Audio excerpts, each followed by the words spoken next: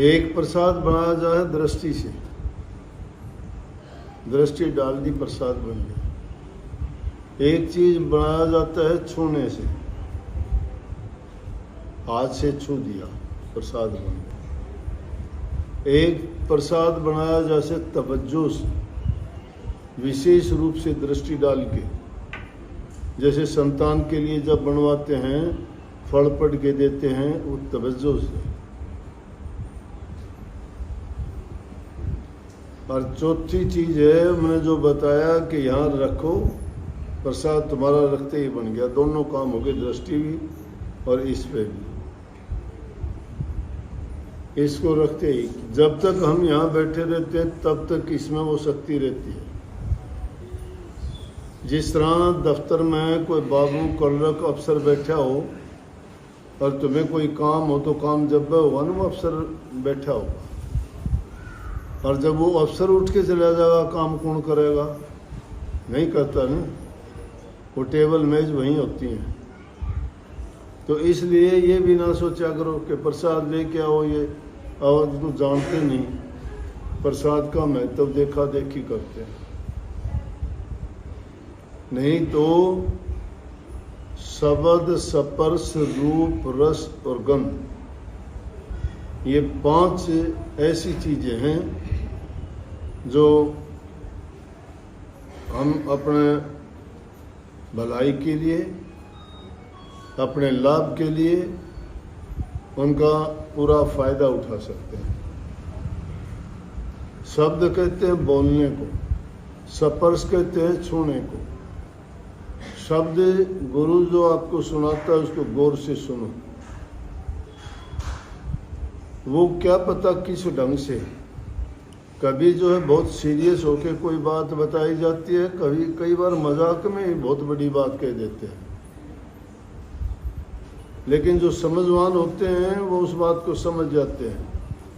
कोई भी बात व्यर्थ की नहीं होती, चाहे वो हंसी मजाक में कही जाए, चाहे वो चेतावनी के रूप में कही जाए, चाहे वो किसी को थोड़ी कठोरता से कही जाए, तो समझ लो कि इसमें तुम्हारा हित है। तरीका अलग है। एक आदमी प्यार से समझाने से मानता है, एक को थोड़ा सख्त बोलने से मानता है। तो ये तो सबके लिए एक जैसा नहीं होता ना।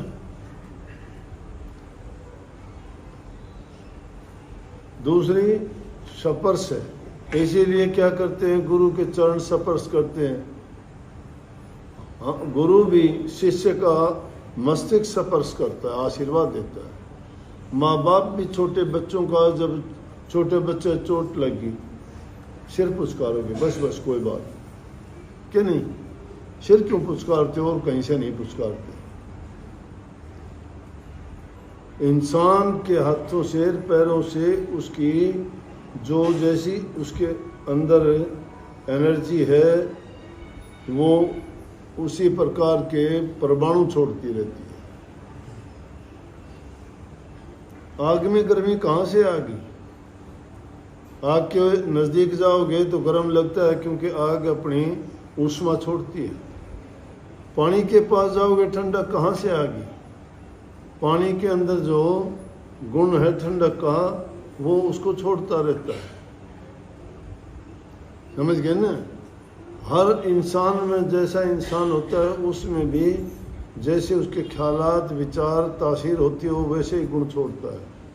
महापुरुषों के संग जाओगे, बैठोगे, दर्शन करोगे, उनसे जो ऊर्जा, शक्ति, परमाणु तुम्हें मिलते हैं वो तुम्हें हर प्रकार से तुम्हारे हित और भलाई के। बीमार आदमी जाता है, कह दे आशीर्वाद दो जी, कह दिया कि आशीर्वाद दिया, देखने में तुम्हें कुछ नहीं दिया, समझवार के लिए सब कुछ मिल गया, आशीर्वाद दे दिया। तुमने लेने का ढंग होना चाहिए। तुम्हारे फोन में पता नहीं कितने नंबर भरे पड़े हैं, लेकिन कोई नंबर अब तो नहीं बोलता। लेकिन मिला लोगे तो जिससे मिलाना चाहो वो वहीं से मिल जाएगा। दिल के भी तार इसी तरह से हैं। किसी को याद तुम यहाँ करते हो, इसकी जो है 1000 कोस बैठे आदमी को आती है। क्यों? तुम्हारी याद की जो तरंग छोड़ी गई वो ट्रैवल करके पहुंच गई है। हमारी दृष्टि की चाल इतनी तेज नहीं है, मन की चाल बहुत तेज है। कई बार तुमने देखा होगा कहीं आवाज होगी और उसमें जब वो आवाज या विस्फोट होगा तो दो चीज होंगी, उसमें प्रकाश भी निकलेगा और आवाज भी आओगी। प्रकाश तुम्हें पहले, आवाज लेट सुनेगी। देखना ये बात। इसका मतलब कैसे है कि प्रकाश तो जल्दी ट्रेवल करता है और ध्वनि जो है लेट ट्रेवल करती है। दिमाग उनसे भी ज्यादा तेज है, ये सोचते ही पहुंच जाता है, विचार करते ही एकदम वहां चला जाता है। तुम्हें नहीं पता होता, गौर नहीं है। गौर करोगे और तुम जिस काम के लिए आए हो तो अपने सच्चे मन से जब गुरु की तरफ जाओगे और अपनी मन्नत मांगोगे, तुम्हारे तार जुड़ चुके होते हैं। तो पावर हाउस से तार नहीं जोड़ोगे तो कहां से तुम्हारे अंदर एनर्जी आ जाएगी, कहां से वो शक्ति आएगी? गुरु पावर हाउस है, उससे शक्ति मिला करती है। उसको अगर लेना चाहते हो, ये साइंटिफिक ढंग से बता रहा हूं, आज अनाड़ीपने से नहीं। इसीलिए संतों ने कितनी सीधी की, गुरु से नाता जोड़ो। गुरु से नाता के रिश्तेदारी करनी है। नाता जोड़ने का मतलब है जो बता दिया ये नाता, क्योंकि गुरु उस शक्ति का पावर हाउस है और उस शक्ति को तुम पाना चाहते हो तो मन से अपनी वहां जोड़ो।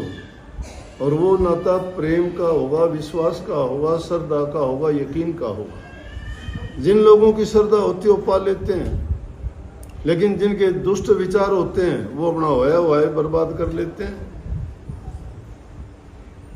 तारों में बिजली आती है, काट दो बीच में, क्या करेगी? काट दिया तुमने, मिला दो दोनों तार खत्म से, जल जाएगा आगे तो सारे, वो भी फूक देगा है। तो ये है शब्द। शब्द, शब्द की ध्वनि सुननी चाहिए। शब्द दो होते हैं, एक बैखरी वाणी का है, वो शब्द जबान से बोला जाता है। एक शब्द कहा नहीं जाता।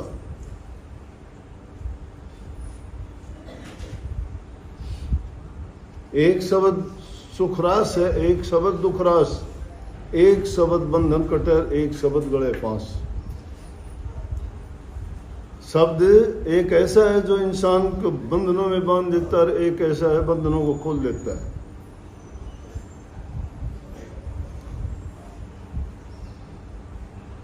वर्णात्मक शब्द है जिसका वर्णन किया जा सकता है, जबान से बोला जा सकता है, लिखा जा सकता है, पढ़ा जा सकता है, वर्णात्मक है।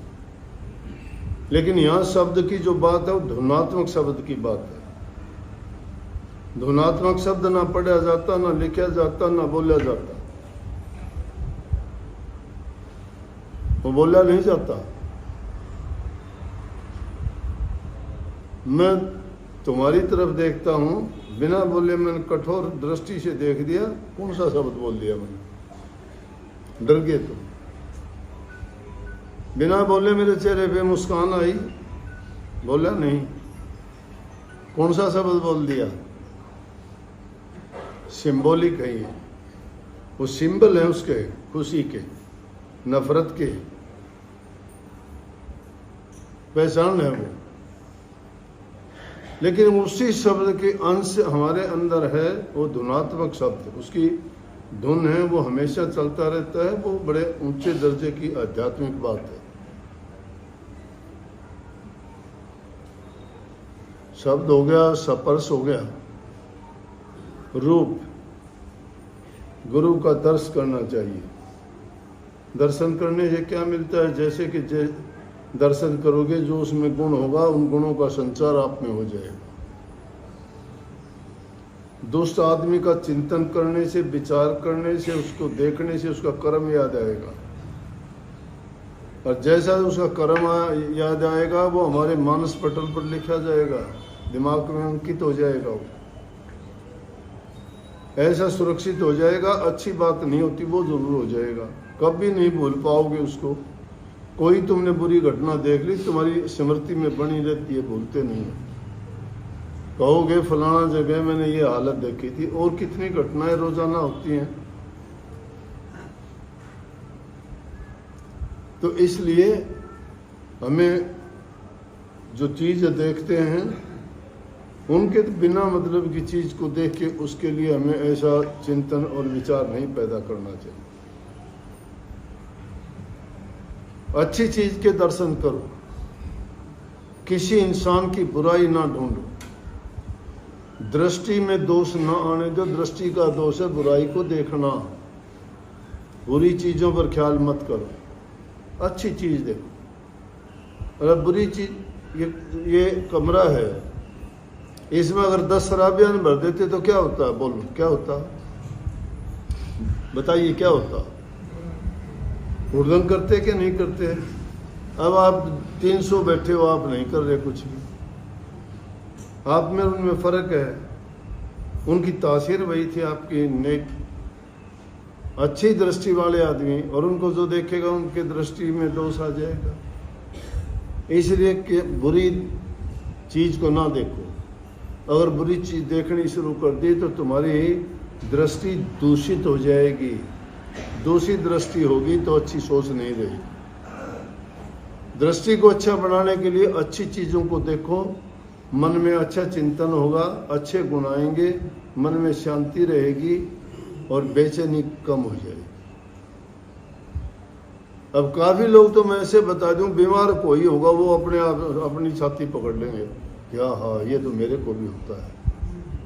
बार बार उससे पूछा तेरे को कैसे हुआ, क्या हुआ, तो क्या दवाई लेता है? करते हैं कि नहीं करते? होता है कि नहीं? सारी लोगों का घर अपने आप को बना लेगा। मैंने बोला मेरे मन में आई कि गाड़ी तक उतर के कूद के मर जाऊंगा। बोलो माँ के मन में आई? बोले पता ना। कोई दुख नहीं, कोई चिंता नहीं, कोई काम नहीं, कोई नहीं, लेकिन कुछ ना कुछ दिमाग में चल रहा होता है। तो मैं कहूँ कि ऐसी बातों को अपने मन में दिमाग में जगह ना दिया करो। संतों का सत्संग जीव को निर्भय बनाता, भय रहित।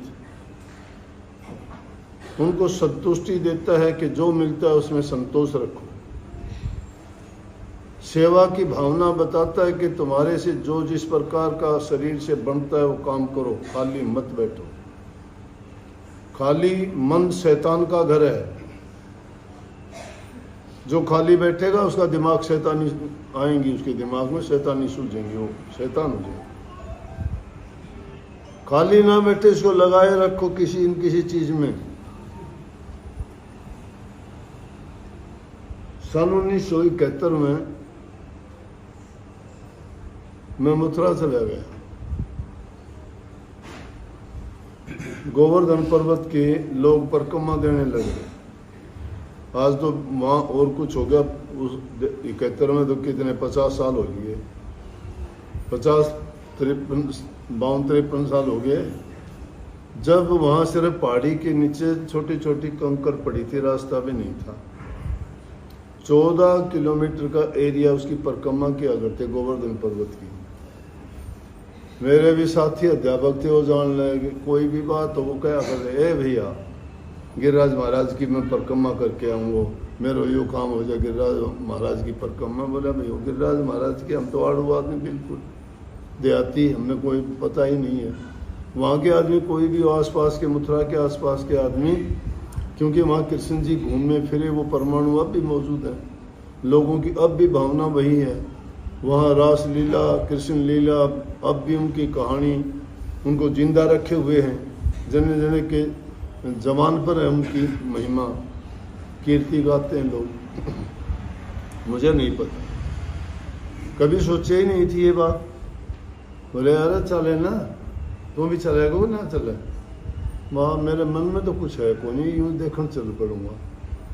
अब वो सारे के सारे उसकी परिक्रमा करने लगे, मैं अकेला कहाँ रहूँ, मैं तो अनजाना था। मैं चलो भाई हम भी करेंगे। मन में कोई भावना थी को, लेकिन वहाँ क्या देखा, ऐसे ऐसे साधु देखे जिन्होंने, किसी ने 500 किसी ने 1000 पत्थर डाल रखे गोल इतने बड़े, और वो गोल पत्थर की ढेरी लगा रखी, और यहाँ से वो लौट के एक पत्थर उठाओ और वहाँ आगे रख, फिर उठाओ, फिर एक पत्थर उठाओ, फिर वहाँ रख। वहाँ भाई ये बोले पूरी परिक्रमा इस तरह से लगाएंगे, भाई ये पत्थर इनकी तो जिंदगी पूरी हो जाएगी। वो बोले हमने और करना क्या, अपने मन को इसी में लगाए रखना है, उनकी यादगार बनी रहेगी, हमने परिक्रमा करनी है, इतनी ये कठोर तप है हमारा। कहने का मतलब ये मन को उसी में लगाए रखेंगे। साधुओं को और कोई काम नहीं, उन्हें खेती थोड़ी करनी से, कोई दफ्तर में थोड़ा जाना से, या कोई परिवार थोड़ा पालना, उनका उद्देश्य सिर्फ भक्ति करना है। भक्ति किसकी करना है, कोई राम को परमात्मा, कोई हनुमान जी को, कोई कृष्ण जी को, जो जिसका इष्ट है उसको मान के उसको पूजते हैं, उसी में मन लगाते हैं। और जब उसमें पूर्ण रूप से कोई मन लगा ले तो विचलित नहीं होता, उसका मन शैतानी नहीं करवाता, उससे अच्छे काम करवाता है। तो उनके महापुरुषों के दर्शन करने से आदमी को शांति आती है, दृष्टि दोष नहीं आने देना चाहिए, और मन को अच्छे कामों में लगाना चाहिए। जब आदमी इस तरह से सोचता रहता है वो कभी किसी का बुरा नहीं करता। लेकिन हमारी संगति बुरी हो जाती है, दुष्ट आदमियों में बैठ के दुष्ट बात सुनते हैं, कोई लेना नहीं कोई देना नहीं, बर्बाद कर देंगे हम। दुष्ट लोगों का संग करने से वो अपना पाप उस पर छोड़ देता है, वो तो बच जाएगा, उसको मार देगा सुनने वाले को। अगर तुमने कोई बोझ उठा रखा है, दूसरा आदमी मिल गया तो तुम्हें बोझ देगा कि नहीं देगा अपना, और वो अपना बोझ तुम्हें दे देगा तो तुम्हारी गर्दन टूटेगी, वो तो बरी हो गया। दुष्ट आदमियों का संग ऐसा ही होता है। ये तुम लोगों में ज्यादा होती है बात कि देख बन आजा बताऊं तने उसकी बात, तन्ने बताऊं और किसी ने बताइए ना। इन बातों से कुछ नहीं मिलता, किसी का बिगाड़ ना किया करो, कुछ नहीं मिलना इन बातों से। प्रेम करो, सेवा करो, अच्छे विचार रखो, माँ बाप बुजुर्ग की इज्जत करो, जबान से मीठे बोलो, किसी का भला नहीं कर सकते तो बुरा ना करो, बच जाओगे। यही संदेश है, यही भक्ति है। जो इन चीजों को अपना लेगा मालिक तो उसके हृदय में अपने आप आ जाएगा। और दुष्ट आदमी होंगे उनको तो सजा यहां भी मिलेगी। जो लोगों की नजर से गिर जाएगा उसके पास क्या है बताओ। अगर किसी की नजर से तुम गिर के क्या है तुम्हारे पास, है कुछ? स्त्री अगर पति की नजर से गिर गई तो सुखी रहेगी क्या? या पति स्त्री की नजर से गिर गया वो सुखी रहेगा क्या? किसी को कहेंगे नहीं तो भी वो अंदर अंदर से खत्म हो जाएंगे। चाहे कोई भी इंसान, भाई हो, बंधु हो, रिश्तेदार हो, पत्नी हो, बच्चे हो, लड़के हो, अगर कोई किसी की नजर से गिर गया वो नहीं संभल पाता। इसलिए किसी की नजर में अच्छा बनने के लिए इंसान को बहुत कुछ अपना त्याग करना पड़ता है। दुष्ट बात इंसान को घेर लेती है, लालच इंसान को पता नहीं क्या से क्या करवा देता है, स्वार्थ आदमी को नीचा दिखा देता है। झूठ, कपट, बेईमानी, इन चीजों को छोड़ के सच्चे इंसान बनना सीखो, सुखी रहो।